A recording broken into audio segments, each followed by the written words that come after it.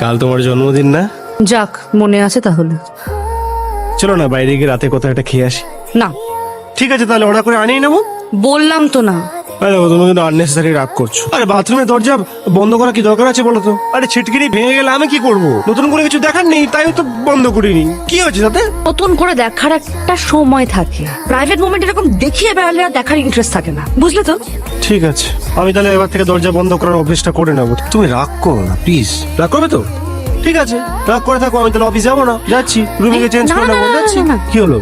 Office কামাই করতে নেই। মা বলতো যে ঘড়াই লক্ষ্মী কো কভি মানা নেই করতে। কাজ তো ভগবানের মতো না, তাই না? হ্যাঁ হ্যাঁ, আমি একদম রাগ করবি, আমি একদম একদম রাগ করবি। সত্যি বলছো? সত্যি। রাগ করবে না তো? না।